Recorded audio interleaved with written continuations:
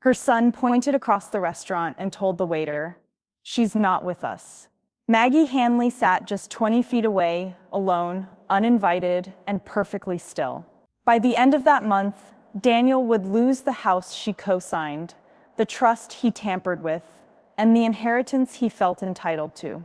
She wouldn't raise her voice, she'd raise the deed, and when he came back for forgiveness, only silence and legal firepower would answer.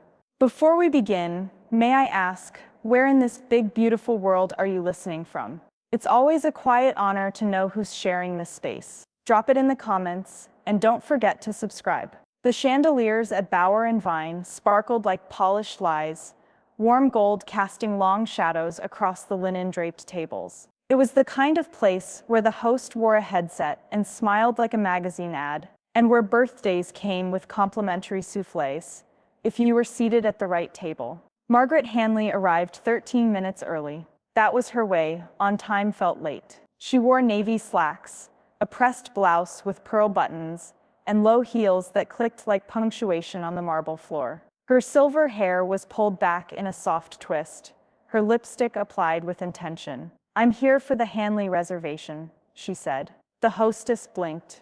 "Oh yes. One moment." She scrolled the screen, eyes flicking between the tablet and Margaret's face like something didn't compute. Margaret clasped her hands, waiting. "Right this way," the hostess said finally, leading her past the main dining room, past the window tables and fireplace alcove, to a small two-top near the swinging kitchen doors. It was close enough to hear the dishwasher running. Margaret sat down slowly. She did not ask to be moved. She placed her purse on the extra chair and unfolded her napkin with care. 10 minutes passed, then 15. At exactly 6:58 p.m., a familiar voice rang out. "Reservation for Hanley, party of 3. Margaret froze mid-sip. She turned. There he was, Daniel, her son, 6 foot something and tailored within an inch of sincerity. Beside him, Tessa, flawless in a cashmere shawl, and the expression of someone allergic to public discomfort. Behind them trailed Olivia, 17, eyes downcast, one hand in her pocket. They walked past Margaret without so much as a glance. No hesitation, no recognition. A waiter approached their table and paused, gesturing discreetly toward Margaret. "Sir?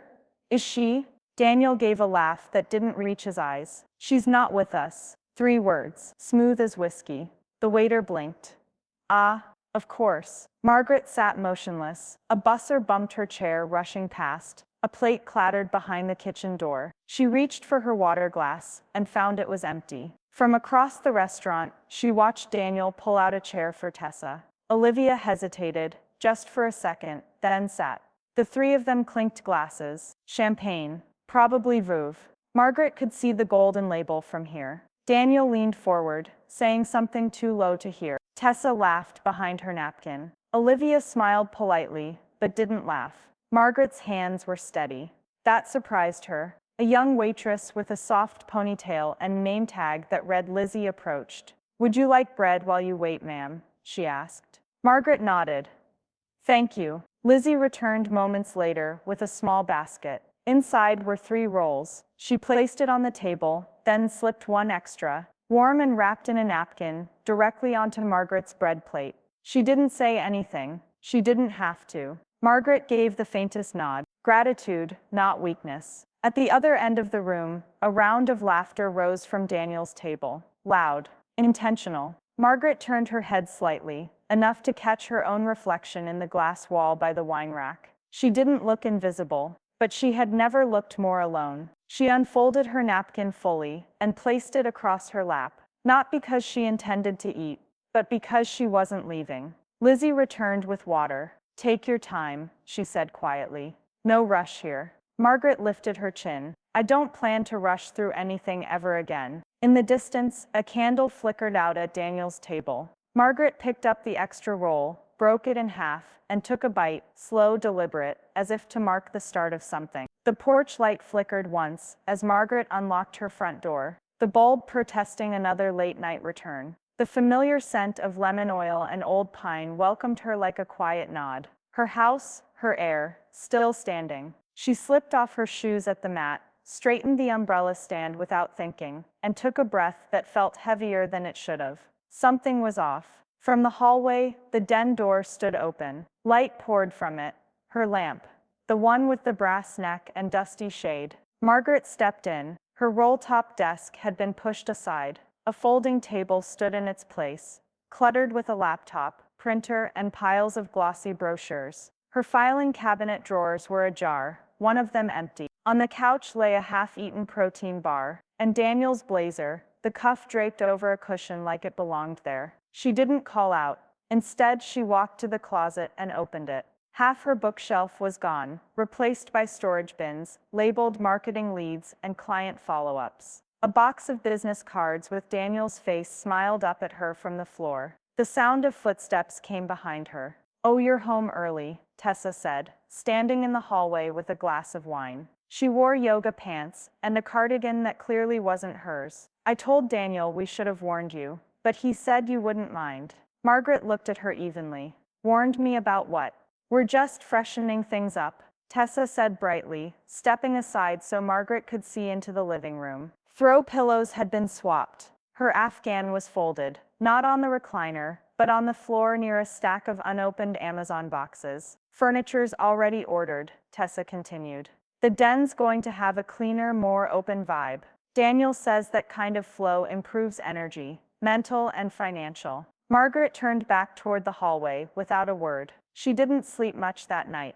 Instead, she sat at the kitchen table with her ledger open, flipping through every tab. At 5:42 a.m., she changed the locks. At 6:10, she reset the garage code. By 7 o'clock, the locksmith was gone. By 8:30, she'd moved her safe, the small one hidden behind winter coats in the guest room closet, into the back of her Civic. Downtown, her storage unit stood silent and ready. She backed in, left the safe near the back wall, and covered it with a folded tarp and an old quilt. No one saw her leave. By noon, Daniel had texted her twice. "Where's my key? Garage code's not working. Everything okay?" She didn't reply. That evening, Olivia appeared in the doorway of the laundry room. Her earbuds dangled around her neck, cheeks still pink from a brisk walk home from school. Margaret was packing folders into a cloth tote bag, some labeled Kaplan, others with dates, not titles. Olivia watched for a beat, then asked softly, "Are they taking things too far?" Margaret looked up, startled. Olivia hadn't used that tone before. Not teen sarcasm, not forced politeness, just curiosity. Maybe concern. "They don't see the lines," Margaret said, "so they don't think they're crossing any." Olivia leaned against the doorframe. "Mom said you were transitioning the house, and that it'd be good for you." Margaret zipped the tote shut. "Is that what they're calling it?" Olivia didn't answer. Margaret nodded toward the stairs. "There's peach cobbler in the fridge. Second shelf." Olivia lingered. "Grandma, I think they think you're not watching." Margaret turned to her, eyes steady. "Oh, I'm watching." Upstairs, a door slammed. Daniel's voice echoed faintly through the ceiling. Something about missing files and needing his backup drive. Margaret didn't flinch. She reached for the last folder in the drawer, labeled in red ink, Plan B, in case of arrogance. She smiled as she slipped it into her tote. Tomorrow they'd find out what happens when a retired IRS auditor takes inventory. The soft chime of Maggie's home office landline echoed like a relic. She let it ring once before lifting the receiver and pressing *86. "You have one saved message," the automated voice droned. She pressed one. Daniel's voice came through, smooth and hollow. "Hey, Mom, just confirming dinner tonight. 7 p.m. at Bauer and Vine. Don't be late, okay? We got the good table." Click. Maggie sat perfectly still. Her fingers hovered above the desk for a moment, then moved slowly to the USB flash drive Lizzie had slipped her at the end of that miserable evening. It was wrapped in a receipt and held together with a paperclip. She slotted it into the port. The footage loaded grainy at first, then sharpened. The timestamp glowed in the corner. 6:58 p.m. Front entrance. There they were. Daniel, Tessa, Olivia. Breezing through the doors, like a campaign trail stop. She hit pause, zoomed slightly. Her own table appeared in the far right of the frame, tucked near the kitchen swing door. She was already seated. She pressed play again. Daniel leaned into the host stand, chuckled, then turned and gestured toward the back. She couldn't hear the words, but Lizzie's phone had caught them. A secondary window opened on screen. Audio captured under the hostess stand. "She's not with us." The waiter nodded, scribbled something, and disappeared.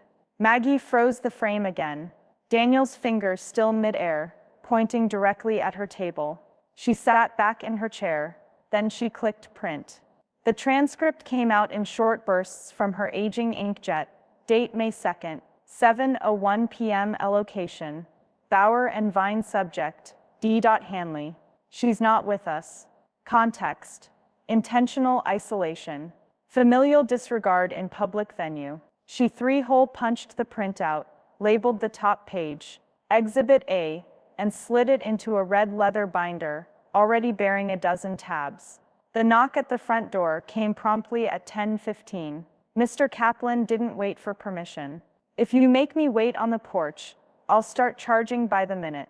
Then come in and justify your invoice," Maggie said dryly. He stepped inside, briefcase in hand, and made a beeline for the dining table. She already had coffee waiting, 2 cups, no cream, no sugar. Kaplan opened the joint trust documents with surgical precision.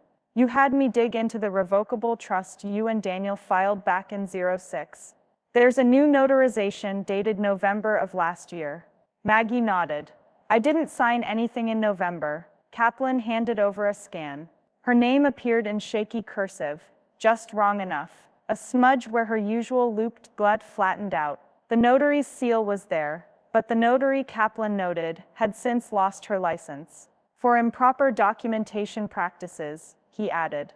Maggie exhaled through her nose. "Forged?" He nodded once. "Looks like it." "Title implications?" she asked. "Big ones. He's placed himself as successor trustee, co-owner of real property, and designated healthcare proxy. Quiet title action can unravel this, but it'll draw blood. Family doesn't bleed. They bruise, then blame," she said, standing. Kaplan chuckled softly. "Still the sharpest damn pencil I know." Maggie returned with a smaller binder labeled contingencies.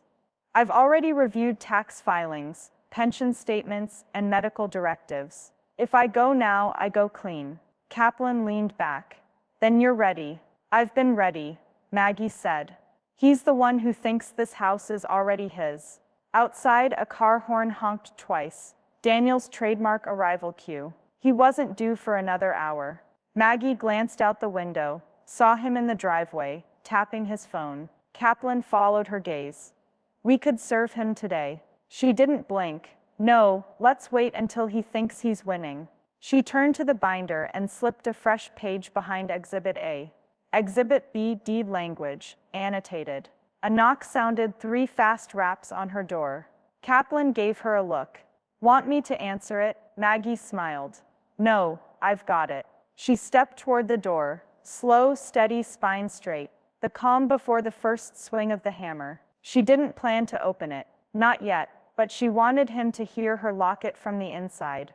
By the time Daniel arrived, the sky had bruised over into a soft lavender, the kind of dusk that made Maggie's porch look timeless. He pulled into the driveway too fast, tires brushing the curb. 2 lattes in a cardboard tray, folder tucked beneath his arm, smile already fixed. Maggie opened the door before he knocked. "Hi, Mom," he said brightly, stepping inside like he still lived there. "Got your usual. No foam." She took the drink without thanking him and motioned toward the living room. Daniel sat where Henry used to, on the edge of the floral armchair, legs spread wide like confidence was a default. "I've been thinking," he said, sliding the folder open. "This house is, well, a lot, for one person." Maggie stirred her coffee, though she wouldn't drink it. "And there's a really beautiful condo opening up at Rosewood Pines. Gated, full amenities, single-floor living, heated pool. It'd be safer. And it frees up this place for other options." She looked at him over the rim of her glasses. You mean for you, he chuckled, tried to soften it. For the family, legacy planning, property value optimization. Is this about convenience? She asked. Voice even, or inheritance? Daniel hesitated just long enough to be guilty, then shrugged. Is there a difference? Maggie nodded slowly and closed the folder. Let me sleep on it. Sure, he said, upbeat. Just a soft idea. No pressure. She walked him to the door, didn't hug him, watched his car roll down the street until the red of his taillights disappeared into the dark. Then she locked the door, poured both lattes down the drain, and turned off the porch light. In her study, she opened the joint trust packet version from 06 on top, Daniel's forged version beneath. She placed them side by side, pages aligned like battle maps. It didn't take long to spot the differences. Paragraph 3C. All real estate holdings will be jointly managed in the event of incapacitation, revised to or at the discretion of the successor trustee. She circled it. Appendix D, healthcare proxy, shall be determined with mutual consent of both parties. Revised to, or in cases of non-response by primary descendant. She circled that too. Then she flipped to the notarization page again. The pen pressure was wrong. The date was 6 weeks after her last known hospital visit. The notary's stamp bled slightly through the paper, digital, not embossed. A lazy forgery, done with boldness. She opened her legal pad and titled the page in blue ink, Inventory of Arrogance. The next morning, she met Kaplan at his office before sunrise. He was already suited, tie askew, thermos in hand. You're early, he said. So is the fraud, she replied, handing him the marked-up documents. He skimmed the changes, lips pressed tight. This isn't just overreach. This is premeditated. I want the will updated immediately. Olivia gets my education bond and IRA. Everything else goes into a private trust. Daniel and Tessa get nothing. Kaplan didn't blink. Done. I want a temporary freeze on all real estate activity. I won't risk a sale being forced while we're untangling this. I can file that today. A quiet title injunction, flagged urgent. Maggie handed him a flash drive. Security footage from the restaurant. The moment he distanced me, Kaplan slipped it into his laptop and watched Daniel's finger jab toward her, the waiter nodding. He let out a low whistle. Exhibit B just found its partner. That night, Maggie returned home and placed her new copy of the will in a fireproof box in the hall closet. She stood there a moment, fingers resting on the metal lid. Upstairs, Olivia's footsteps crossed the landing. Laughter filtered faintly from the TV in Daniel's room. They didn't know yet, but they would. Tomorrow she'd plant her first flag, and they'd realize the paperwork wasn't hers to sign anymore. It was hers to weaponize. The county title office smelled like dust and toner. Beige walls, humming fluorescents, no music, just the dry shuffle of forms and futures. Maggie sat across from a clerk named Marnie, a woman with gray roots and no patience for small talk. Perfect. Just to confirm, Marnie said, scanning the notarized affidavit, you're requesting revocation of joint ownership and reverting deed title to a revocable living trust under your name only. Maggie nodded. Correct. Do you have supporting documentation of mental competency? Maggie slid a sealed envelope across the desk. Evaluated last month, passed with flying, terrifying colors. Marnie cracked a smile. You're sharper than most 30-year-olds we see in here. I used to audit hedge funds, Maggie said. Nothing dulls the blade like privilege. 15 minutes later, the documents were recorded. The house was hers again, on paper, in ink, under oath. Outside, she exhaled. The sky was brittle with late morning sun. No wind, just stillness. Kaplan was already waiting in her driveway when she pulled in. I ran that bank lead, he said, unfolding a printout. You're not going to like this. Hit me. Daniel submitted a refinance application last month using your social security number and a digital signature proxy. Flagged for secondary verification, but not yet declined. Maggie didn't blink. Which bank? East Harbor Union. He used the joint trust as supporting collateral. She stared out at her garden, bare and tilled. How poetic. Trying to grow wealth from stolen soil. Kaplan was already dialing. I'm putting in a financial fraud request with the State Bureau. We'll loop in a white-collar crimes liaison. Quiet for now. Inside the house, Olivia sat cross-legged on the floor, sorting old mail for her grandmother. As Kaplan spoke softly on the porch, Maggie stepped over a pile of catalogs and paused. Then came Daniel's voice, muffled but clear from the hallway. Trust me, he was saying. It's almost cleaned up. One more signature and I'm in the clear. Olivia had her phone out, earbuds halfway in, but she froze. Maggie entered the hallway and found her granddaughter facing the den, brows drawn. He's on speaker, Olivia whispered. Didn't know I was home. Maggie didn't say a word. Just gently took the phone from Olivia's hand and tapped the recording button. Then she slipped it into her pocket. An hour later, Maggie was in the laundry room, pulling out the old washer and dryer she'd replaced last fall. They still worked fine, just loud, clunky, outdated. She bundled the cords and wheeled them toward the back door. Lizzie arrived 10 minutes later in faded scrubs, ponytail pulled high, and 2 reusable grocery bags dangling from each wrist. You didn't have to. Lizzie started. They're yours, Maggie said. A thank you for helping me feel visible. Lizzie blinked, caught off guard. I only brought you a roll. You gave me a moment of dignity, Maggie said. That's more than some people offer their own blood. They loaded the machines into Lizzie's old hatchback. As she pulled away, Maggie waved once, then returned inside. That night, the kitchen was quiet. Olivia was upstairs, headphones back on. Daniel and Tessa were gone for the evening, some networking dinner. Maggie sat at the table, pen in hand, documents spread before her. Kaplan had emailed the final drafts. She crossed out Daniel's name from every section of the will. Then she did the same to Tessa's. No hesitation. She slid Olivia's name into place, next to the Hanley Literacy Endowment, the IRA, the jewelry ledger, and the fallback land parcel in Prescott. She signed her name with clean ink, and smiled. From upstairs, footsteps echoed. Maggie looked up toward the ceiling, heart quiet and steady. Let them think the house was quiet. They hadn't seen the earthquake coming, not yet, but the deed was already done. The first sign went up at dawn.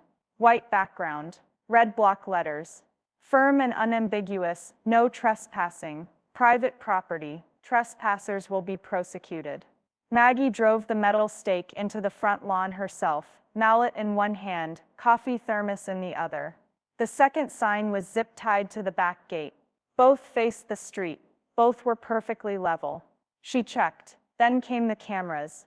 One above the garage light, another camouflaged beneath the oak tree facing the driveway. Small, discreet, streaming straight to her phone. She'd read the manuals twice. Privacy wasn't paranoia, not anymore. By 8 a.m., Kaplan had emailed the cease and desist. Subject line, formal notice regarding real property interference. Hanley residence. It was direct. Lawyer tone brutal. It informed Daniel in no uncertain terms that he was to cease all verbal or written claims regarding ownership, refinancing, or inheritance of the property. Effective immediately. Maggie proofed every line before it went out. At 9:17 a.m., Tessa responded. Subject. Tone. This feels like a hostile act, Margaret. We thought you were family. Now it's starting to feel like we're being treated like intruders. Maggie didn't flinch. She hit reply. Typed 6 words. Then don't act like the enemy. She hit send. Then archived the thread. Later that morning, Olivia knocked softly on the kitchen door.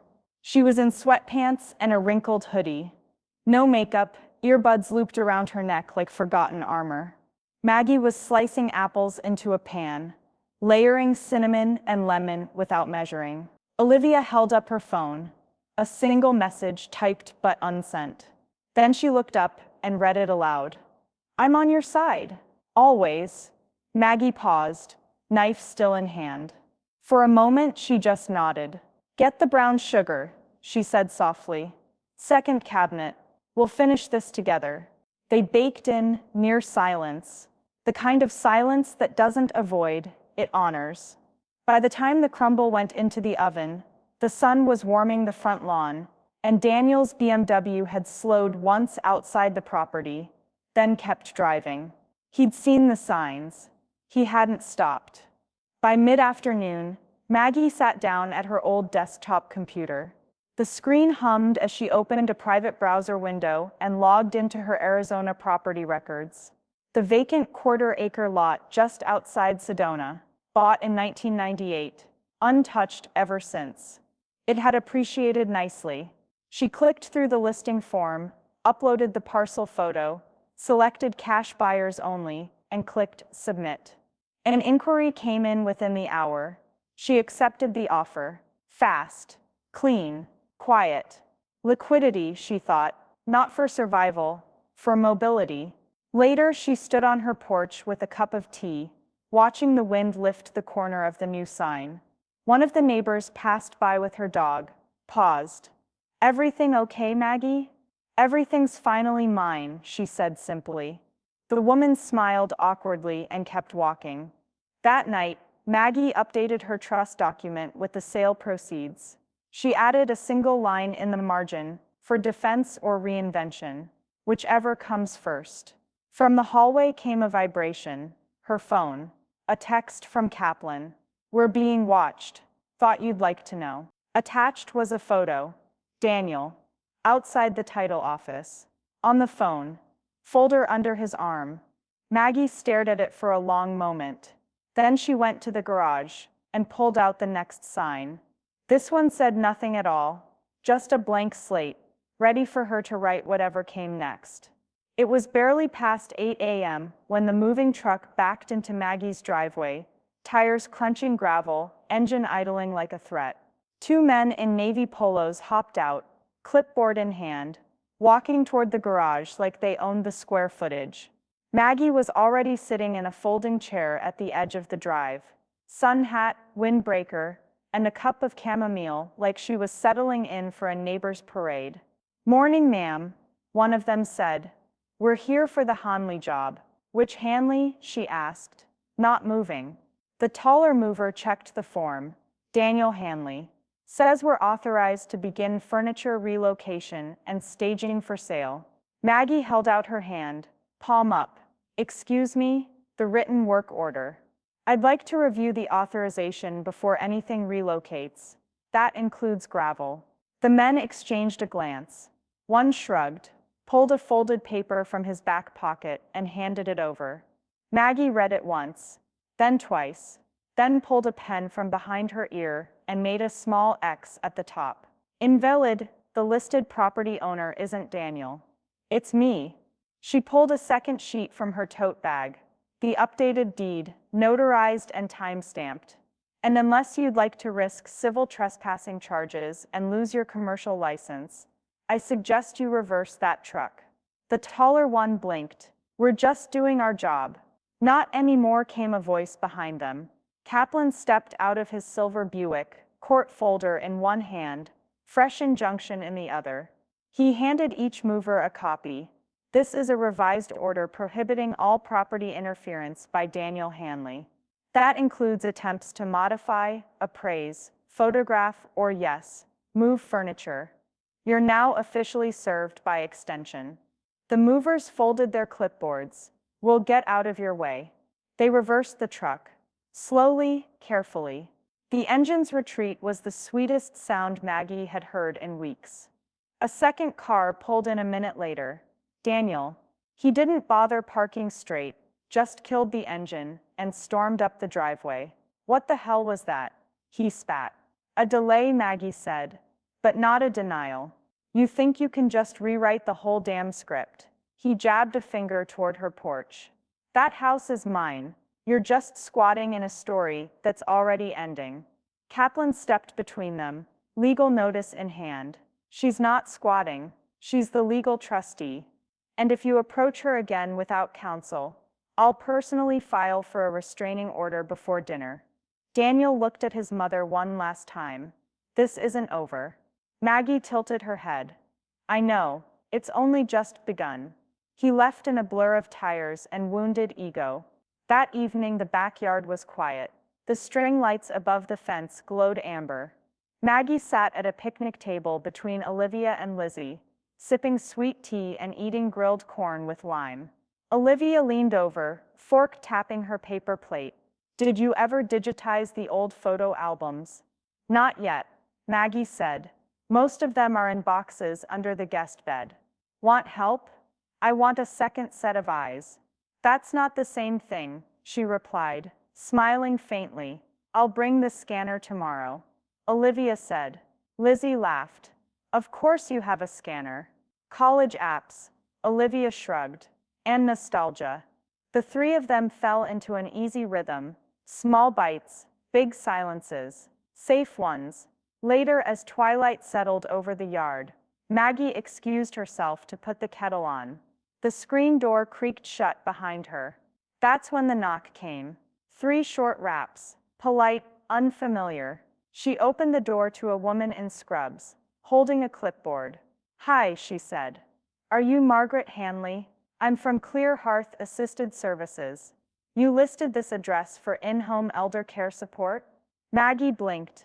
I didn't. The woman double-checked the paper. Referral came from your son.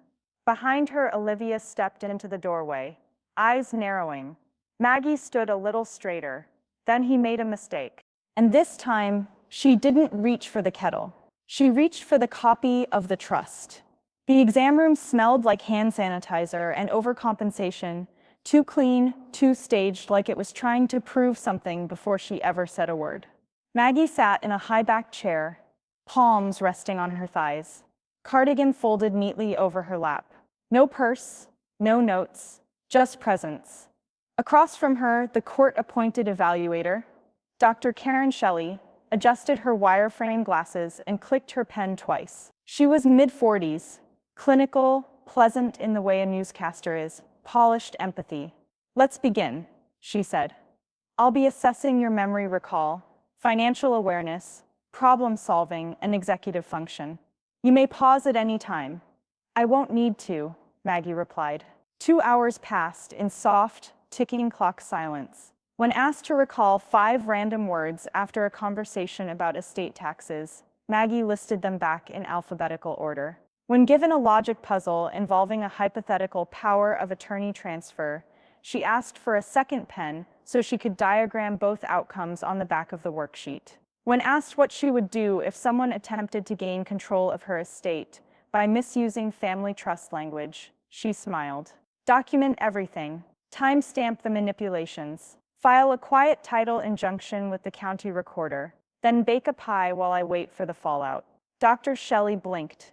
You've done this before? I audited corporate shelters for 30 years. I've done this in heels with a fever. Later, as Maggie stood to leave, the doctor shook her head and murmured, more meticulous than average. Honestly, you should be teaching the exam. Maggie gave a polite smile. If I taught it, half the fraudsters I know wouldn't make it past the first page. Outside the building, Kaplan was waiting on a bench, arms folded, sunglasses hiding his eyes. He stood when he saw her. Well, she'll file a report, Maggie said, climbing into the passenger seat. But the pen shook in her hand when I cited probate code from memory. Kaplan handed her a manila envelope. You're going to want to open that. Inside was a copy of her countersuit filing. Margaret Hanley Viv, Daniel Hanley Elder Exploitation. Financial manipulation. Fraudulent notarization. Filed and sealed. Maggie exhaled. Feels lighter than it should. Kaplan handed her another. This one's heavier. It was an official notice the state had opened a preliminary investigation into Daniel's real estate brokerage. Multiple properties with trust-side irregularities had triggered alerts, none of which Maggie had mentioned. Turns out he's not just sloppy with family, Kaplan said. He's sloppy with everyone. That night, in a cafe on the other side of town, Tessa Hanley didn't see the server standing behind her as she hissed into her phone. No, I told him. This got ugly fast. Way faster than it should have. She wasn't supposed to push back like this. I thought she was tired. Her voice cracked off. The server stepped away, sent a quiet text. By morning, Olivia had a duffel bag in one hand and a box of school books in the other. Maggie met her at the front door. Dad said you were unstable, Olivia said quietly, and that living here would mess me up. Maggie opened the door wider. Then it sounds like we both needed the move. They didn't talk much that night. They didn't need to. Maggie made grilled cheese with sharp cheddar and caramelized onions. Olivia brewed tea and set two mismatched mugs on the table. The silence between them wasn't cold. It was the sound of walls being patched, of floors being stabilized, of safety being rebuilt from scratch. As the porch light clicked on, Olivia looked up. You okay? Maggie nodded. Now that you're here, yes. From her pocket, her phone buzzed once, an incoming message from an unknown number. She opened it. It was a screenshot. A form submitted under her name. A new one, filed yesterday, requesting a neurological evaluation under suspicion of degenerative illness. Filed by Daniel. Kaplan's response followed 1 second later. Buckle up, he just made his next move. The courtroom smelled like old wood and cold coffee. Fluorescents buzzed overhead, flickering just enough to be noticed. Maggie sat upright at the plaintiff's table, a navy blazer over her pressed blouse, her hands folded gently in her lap, like she wasn't holding the fuse to something combustible. Daniel sat across the aisle, smug in a charcoal suit and burgundy tie, too expensive for someone under investigation. Tessa sat stiffly beside him, flipping through legal pads she hadn't written on. Olivia sat behind Maggie, her back straight, eyes sharp, hands tucked under her thighs, like she was holding something back. The bailiff called the court to order. Next witness, said the judge, adjusting her glasses. Kaplan stood. Your Honor, we call Elizabeth Grant. Lizzie stepped forward, heels clicking, her ponytail tucked neatly into a barrette. She wore scrubs beneath a blazer, formality draped over exhaustion. Still, she didn't waver. She was sworn in, sat down, and looked directly at Daniel. Kaplan's voice was even. Miss Grant, please tell the court where you were the evening of May 2nd. I was waitressing at Bauer and Vine, she said. Table assignments, drinks, general service. And do you recall the party reservation under the name Hanley? I do. Can you describe what happened when Margaret Hanley arrived? Lizzie paused. She came early. Alone, I wasn't her server, but I noticed she was seated near the kitchen door, away from the reserve table. Did anyone from the Hanley party acknowledge her? Not directly. They walked past her. Kaplan nodded. Did you hear Mr. Hanley make any comments? I did, Lizzie said clearly. He told the waiter, she's not with us. He pointed at her table. The tone wasn't ambiguous. Kaplan tapped his laptop. Miss Grant, do you recognize this? He played the audio, the same one from beneath the hostess stand. Daniel's voice rang through the courtroom. She's not with us. Maggie didn't flinch. The judge leaned forward.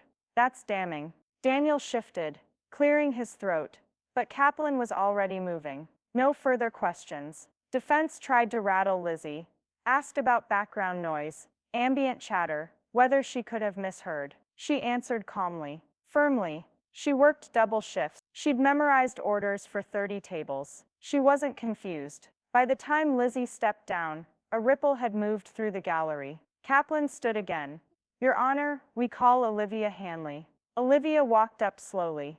She didn't look at her parents. She looked only at her grandmother. Once sworn in, Kaplan gave her a moment. Miss Hanley, in your own words, how would you describe your parents' treatment of Margaret Hanley over the last 6 months? Olivia's voice didn't crack. Calculated.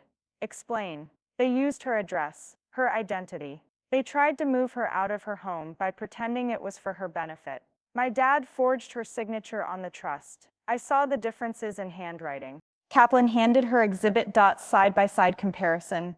Olivia pointed directly at the notarization line. This loop here? Grandma always finishes her grid with a curl. This one's flat. It's not hers. And how do you feel about your grandmother's competency? Olivia turned toward the judge. She's the most precise person I've ever met. She still balances her accounts by hand. She's sharper than my AP Econ teacher. The judge gave a slight smile. Thank you, Kaplan said. No further questions. Defense declined to cross. Tessa's eyes were glassy. Daniel's jaw twitched. An hour later, the ruling came down. The petition for conservatorship was denied. Maggie retained full autonomy. The judge added, "This court views the actions of Mr. Hanley not as concern but control. The evidence suggests manipulation, not protection." Daniel didn't look up. Tessa clenched her jaw. Outside, cameras flashed.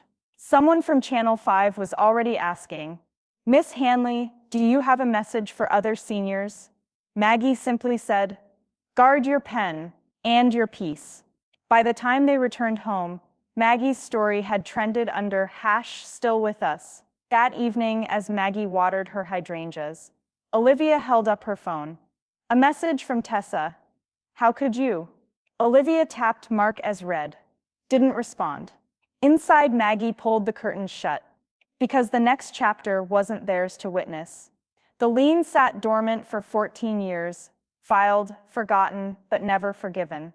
Maggie had co-signed Daniel's first mortgage when he was just starting out, the hopeful son with a fresh degree and no credit history. The loan had a fallback clause. If he defaulted or committed fraud, the co-signer could call in repayment or force collateralization. It wasn't just a line of fine print. It was a fuse waiting for flame. Kaplan filed the motion at 8:42 a.m. sharp. Within 48 hours, a court-ordered review deemed Daniel's property at risk due to pending investigations and breach of fiduciary relationships. The bank recommended short sale to protect against further loss. By Friday, the house was on the market. By Monday, it was gone. The buyer, a quiet holding trust, registered under a dormant LLC. Maggie had opened back in 2012, Marjorie Holding Company.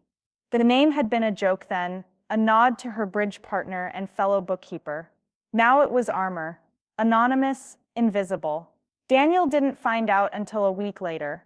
He stormed out of the post office, with the certified letter still in his hand.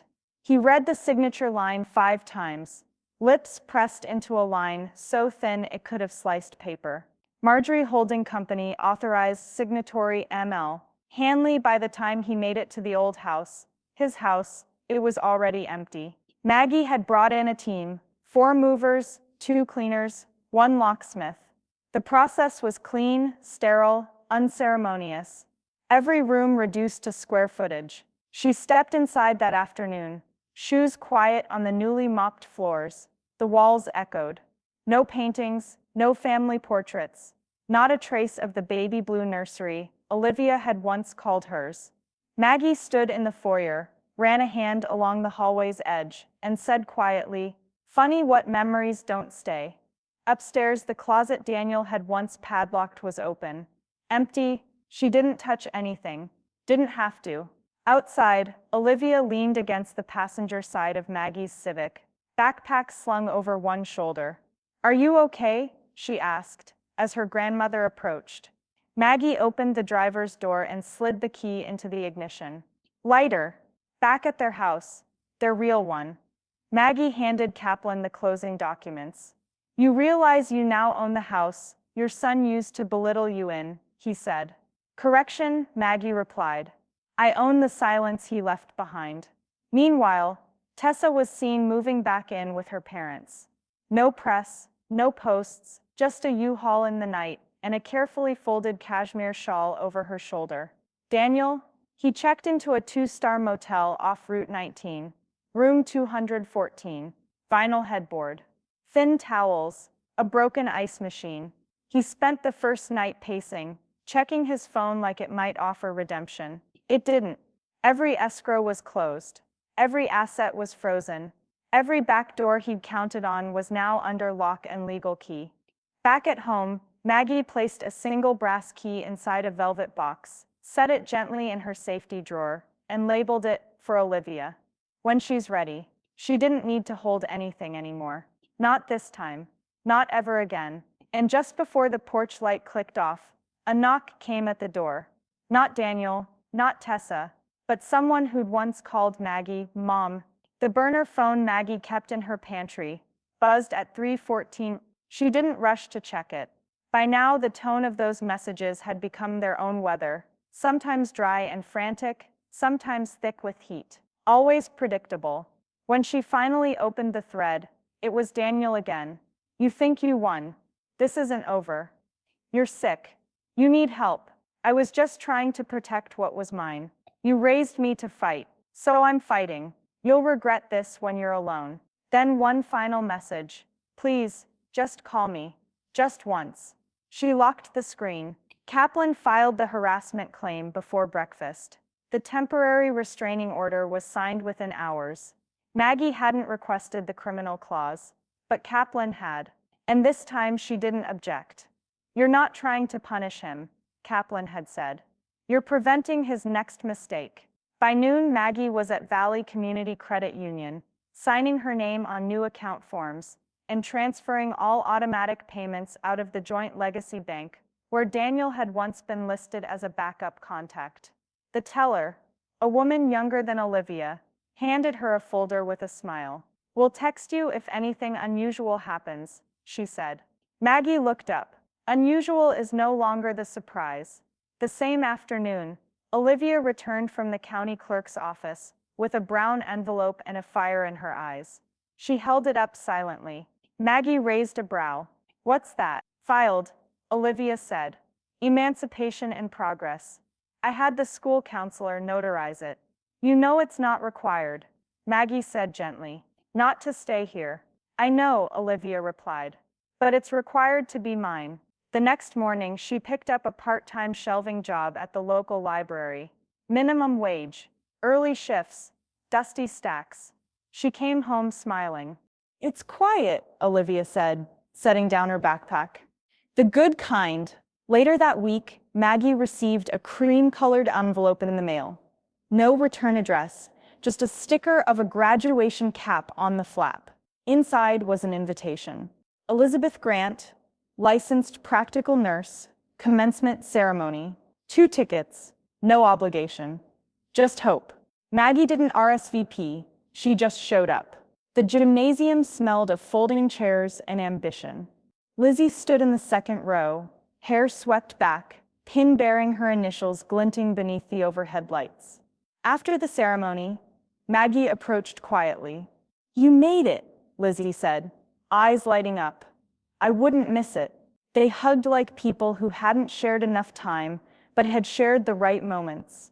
2 days later, Lizzie received a letter at her apartment. No signature, just a check inside. $5,000 made out to Grant Wellness Initiative. A sticky note read, for your clinic, because dignity has dividends. MH. That evening, Maggie sat in her kitchen with Olivia, the house quiet except for the ticking of the ceramic wall clock. A breeze came through the window. You ever think about what's next? Olivia asked. Maggie sipped her tea. I think about which roads not to go back down. That's enough for now. From her pocket, Maggie pulled the burner phone one last time. It buzzed again. This message was short. You're not the same. You used to be kind. She deleted it, then turned the phone off. Then opened the drawer, placed it inside, and closed it for good. Outside, a car drove by slow, too slow. Maggie made no move toward the curtain. She turned instead toward Olivia, who was sorting photographs from an old album onto the dining table. And in the background, a voicemail began to play from an unknown number. But neither of them pressed play, because not every voice gets to be heard. Not anymore. Not here. The old porch had sagged for years, just enough to creak when the wind hit right, just enough to remind Maggie of every Sunday Daniel used to barrel up the steps without knocking. Not anymore. Now in the soft morning light, she stood with a crowbar in one hand and a framing hammer in the other. The boards came up slow, methodical, each nail a story, each split plank a goodbye. She didn't call a contractor. She didn't want one. What she wanted was sweat, repetition, and the sound of renewal that didn't come from anyone else's permission. By afternoon, Olivia joined her. Jeans streaked with primer, paintbrush tucked behind one ear. The mailbox had already been unscrewed from its post and sanded clean. I was thinking, Olivia said, holding up a new stencil. What if we write something permanent? Maggie wiped her brow. Like what? Olivia grinned and held the brush over the metal plate. Careful, clean strokes. Hanley and nobody else. Maggie stared at it for a long time, then nodded. That'll do. By sunset, the new porch slats were down, not perfectly level, but solid. Honest, she hung a wind chime where the old light had buzzed. Then she brought out a framed photo, one of her and Henry, back when Sunday dinners had laughter and less math. She screwed it into the interior wall, just beneath the porch awning. Don't worry, she whispered. This part's just for us. The next morning, Kaplan arrived with a manila envelope so thick it needed a clasp. He handed it to her like a trophy. Private trust is finalized. Olivia gets the medical and education accounts. You're listed as sole trustee, no successor unless you name one.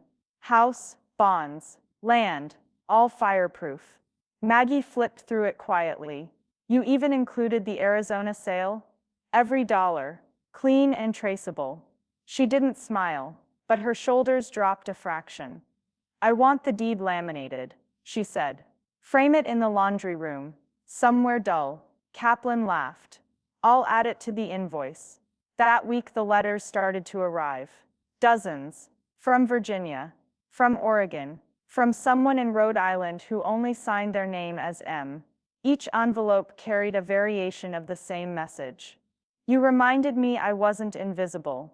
Thank you. I left my son's house after watching your hearing.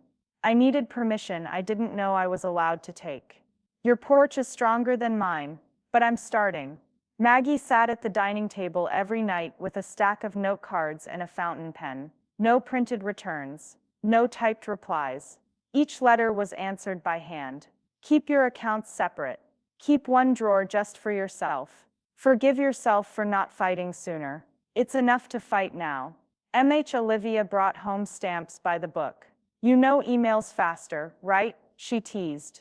Speed isn't the goal. Maggie replied. Weight is. The porch glowed softly in the twilight. Newly sealed, fresh with that faint cedar scent that only comes from real wood and intention. Then the house phone rang. Not the burner. Not her mobile. The landline tucked beside the fridge. A relic of habit. She let it ring twice. Then 3 times. Caller ID read, blocked number. Olivia stepped into the room just as the machine picked up. A breath filled the silence. Maggie, it's me. Daniel's voice, frayed. Small. I was hoping. Maggie didn't move. The machine beeped. End of message. She stepped over, pressed one button, delete, and unplugged the receiver entirely. The silence afterward wasn't just quiet. It was earned. She turned to Olivia, who raised an eyebrow. Done? She asked. Maggie nodded once. Done doesn't mean over, but it means I'm free. Outside, the porch lights flicked on. And for the first time in a long while, they weren't guarding anything. They were welcoming something new. The new will was 10 pages long. Tight language. No ambiguity. Not a single sentence left open to interpretation. Maggie had proofed it twice. Kaplan had proofed it 4 more, and the notary had signed with a kind of reverence that rarely followed ink. Maggie didn't wear black to the signing. She wore navy, the color of control, the color of boundaries drawn in permanent marker. Let's go page by page, Kaplan said, though he didn't need to. Maggie read aloud the line she'd waited almost a year to write.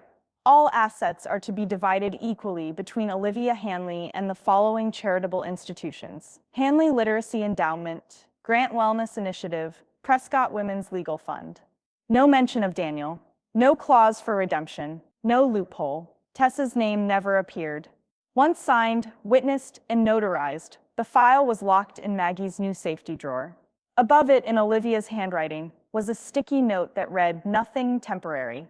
The following morning, Maggie stood on the steps of what used to be her late husband's insurance office. A quiet stucco building in a walkable part of downtown, forgotten in zoning purgatory. She owned it now, bought back through quiet channels, restored under her name. Inside, volunteers rolled out bookshelves and arranged tables. A muralist was painting a wall in soft brushstrokes, a child reading beneath a tree, their shadows stretching into the shape of wings. The plaque would read, "The Hanley Literacy Center." For those told to wait quietly, read louder instead. Maggie signed the final deed transfer on the hood of her Civic, pen steady in her hand. By noon, Daniel and Tessa received certified letters via courier. Inside, a formal disinheritance notice, legally binding, emotionally irreversible. All further contact was to be directed to counsel. All questions would receive silence in reply. Tessa called twice. Neither rang through. Daniel didn't call. Instead, Kaplan texted Maggie a screenshot. Daniel had posted a quote online: "The worst betrayal is the quiet kind." Maggie wrote back, "No, the worst betrayal is calling control concern." That evening, Maggie brought out a bottle of mid-shelf bourbon and two crystal tumblers that had belonged to Henry, one of the few things she hadn't given away, thrown out, or reclaimed. Kaplan arrived precisely on time, as always. Olivia was already home, curled up on the couch, a hardcover copy of The Old Man and the Sea open on her lap. "To justice," Kaplan said, raising his glass. "No," Maggie corrected gently. "To the kind of justice that hammers." They drank slowly, no music. Just the clink of glass and the kind of quiet that doesn't apologize for taking its time. Later, Olivia found her grandmother standing in front of the fireplace. The metal tray had been pulled out and a manila envelope sat beside it, edges worn, corners bent. "What's that?" Olivia asked. Maggie didn't answer right away. She pulled the pages out slowly, the original joint trust, the forged version. Every addendum Daniel had faked, every seal Tessa had sworn to uphold. One by one, she fed them into the flame. The paper curled, blackened, then vanished into heat. Olivia stood beside her, speechless. After a long silence, Maggie said quietly, "I kept the promise you never knew I made." Olivia turned to her. "What promise?" "That no matter what they tried, you'd never have to earn your place. You were always going to be protected. You just didn't know it yet." Olivia's eyes shimmered. "You didn't have to do all this for me." "I didn't," Maggie said. "I did it for the woman you'll become when I'm gone." They watched the last page collapse into ash. The fire dimmed, outside the wind picked up. But this time it didn't shake anything loose. The hostess barely had to check the reservation. "Maggie Hanley," she said warmly, gesturing toward the center of the dining room. "We've saved you the good table." It wasn't near the kitchen this time. No low lighting. No corner to be forgotten in. This one sat beneath the vaulted glass skylight. Linen crisp, centerpiece trimmed with fresh eucalyptus. A small brass placard on the table read, "Reserved." Maggie and Olivia slid into their seats, backs straight, expressions calm. Olivia wore a navy blazer, her hair pinned back just like Maggie's used to be in her audit days. Maggie wore soft gray and pearl earrings. Henry had given her 30 years ago, because she felt like herself in them. They didn't need to say much. Their presence filled the room. The manager approached with a folded linen menu and an envelope. "No need to order," he said. "We've prepared something special. And your meal, of course, is on the house." Maggie raised an eyebrow. "Why's that?" "You changed lives," he said, gesturing subtly toward the staff, "including some of ours." That's when Lizzie appeared. Not in scrubs this time. In a tailored white coat embroidered with her name and credentials. She held a silver tray with two slender glasses of champagne, bubbles rising like applause. She set them down gently, smiling wide. "From one witness to another," she said. "And from someone who sees you now." Maggie clinked glasses with Olivia. To visibility. They sipped. The room held a gentle hum, silverware tapping quietly, wine glasses glinting under the skylight. But at the center table, something still shifted the air, an unseen gravity around two generations sitting side by side, not as survivor and shadow, but as equals. As dessert arrived, lemon tart with toasted almond crust. Olivia pulled a small frame from her bag and set it beside her water glass. It was a black and white photo. Maggie in her 30s, clipboard in hand, eyes narrowed in focus at a boardroom table. Beneath it, in bold black print, "She's not with us. Watch her now." Maggie stared at it for a long beat. Then she exhaled, soft but deep.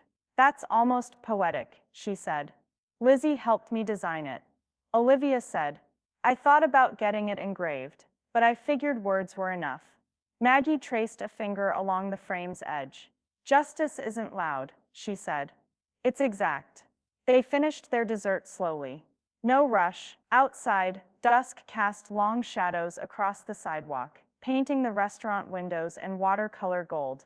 As the final dish was cleared, Maggie pulled an envelope from her purse and slid it across the table. For you, she said. Olivia opened it and unfolded a handwritten letter. No check, no deed, just words. I've left you the house, yes, the accounts, yes. But that's not what I want you to carry. Carry the voice that doesn't rise to meet the noise, but cuts through it anyway. Carry the certainty that your worth doesn't need a witness to exist. And when someone asks who you belong to, say yourself first. Olivia folded the letter slowly, pressing her palm to the paper as if memorizing the texture. Her eyes shimmered, but she didn't cry. Not this time. I don't want to become you, she said softly. I want to build from you. Maggie smiled. That's the point, sweetheart. They clinked glasses once more. To integrity, Olivia said. And to inheritance, Maggie replied, of values, not things. A beat of silence followed.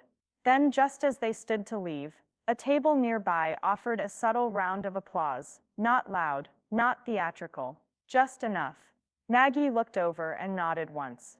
And just before she stepped outside, she turned to Lizzie and said, next time you pick the place. Lizzie laughed. Only if you bring the stories. Maggie's voice was quiet, but unshakable. I'm not done telling them. The door swung open. A breeze followed them out. And on the table they'd left behind, the photo frame remained. Centered, upright, undeniable. The sunroom had become her favorite place. Maggie sat curled in the corner armchair, the one she'd reupholstered herself, with a fresh mug of coffee and her ledger open across her knees. The late summer light filtered through linen curtains, casting soft golden bars across the floor. On the wall above the radiator hung a framed article clipped from a local weekly, One Signature, One Revolution. How a grandmother redefined legal boundaries. The photo beneath the headline showed Maggie in profile, holding the door open to the new literacy center, wind in her hair, eyes forward. She hadn't smiled for the camera. That wasn't the point. The landline rang, just once. Then her mobile lit up. Olivia. First day, her granddaughter said, voice buzzing with nerves and caffeine. Intro to Polly C. and a philosophy class. I already regret. You'll out-argue the professor by week 3. Maggie replied, smiling faintly. Wear your boots. You always walk smarter in them. There was a pause. A breath held. Wish me luck, Olivia said softly. You don't need luck, Maggie answered. You have roots. They ended the call with no goodbyes, just a hum of knowing. Later that morning, Kaplan arrived with his leather folio and 2 paper cups of tea, no sugar. He settled across from her, flipping open the documents she'd requested. No edits? He asked. No changes, she said, capping her pen. Just peace. He glanced at the freshly sealed trust packet, then at her. That's not nothing. Maggie sipped her tea. It's everything. By noon, she'd baked a blackberry cobbler and pulled the good plates from the high cabinet, the ones with the tiny cracks along the edge, life-etched china. A knock came. Lizzie stood at the back door, hair braided, cheeks sun-warmed, keys on a ring in her palm. They handed them over this morning, she said, grinning. Clinic's mine. Well, ours, in a way. Maggie ushered her in with a dish towel still in one hand. You'll need a drawer just for forms, and a folder labeled Someday Evidence. Lizzie laughed. I already have a shelf labeled Nonsense I Survived. They stood for a moment in the narrow entryway where so many hellos had been cautious. Now they were wide open. Maggie pulled a single envelope from the drawer near the fridge and handed it over. Operating donation. Unnamed. Don't try to thank me. I already did, Lizzie said. By showing up. When they reached the door, Maggie walked her down to the front step, newly stained, solid underfoot, the wind chime above their heads singing low. Always keep the receipts, she said, gripping Lizzie's shoulder gently. In life and in spirit. Lizzie's eyes softened. I learned from the best. After she left, Maggie returned to her chair. The house was quiet, but not empty. It held air that knew her name. The kitchen still carried the scent of cinnamon from the morning. The porch light clicked on as if out of habit. She looked around, not for anyone, but as a gesture of recognition. The floorboards she'd replaced. The photos Olivia had reframed. The mailbox that bore only one name. She didn't need company to witness it. She was the witness now. Later, as dusk came on, she opened her ledger again, not to balance accounts, but to list the things that couldn't be measured in numbers. Letters answered fears, outlived lines redrawn. Inheritance reclaimed. She clicked her pen once, paused, and underlined the last entry. At the bottom of the page, she wrote one final line. He said, "She's not with us, but I'm still here. And so is everything I rebuilt."